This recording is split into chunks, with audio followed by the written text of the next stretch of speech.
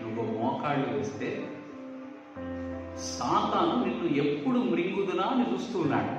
నీవు మోకాళ్ళు వేస్తే వాడు వణుకుతోనూ భయముతోనూ నీ నుండి దూరంగా పారిపోతాడు. అందుకోసం నిన్ను మోకాళ్ళు వేయమంటున్నాడు. నేను శ్రమ పడ్డాను కనుక మీకును శ్రమ కలుగుతుంది. ఎందుకు? మీరు శత్రువుతో పోరాడుతున్నారు. ఆ శత్రువు మీ కంటికి కనిపించినటువంటి శత్రువు. వాడు నీ పక్కన వాడిని ప్రేరేపించి నిన్ను తిట్టిస్తాడు. నీ పక్కన వాడిని ప్రేరేపించి నీతో ఏదో ఒక పాప సంబంధమైనటువంటి కార్యాన్ని జరిగిస్తాడు. సాతాను నిన్ను నాశనము చేసేంత వరకు నిద్రపోడు.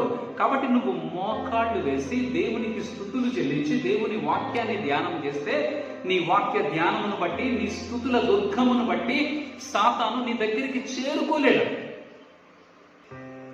నా బాధ ఏంటంటే నువ్వు మోకాళ్ళు వేయలేకపోతున్నావు, నువ్వు దేవుని వాక్యం చదవలేకపోతున్నావు, దేవుని కొరకు మందిరానికి రాలేకపోతున్నావు,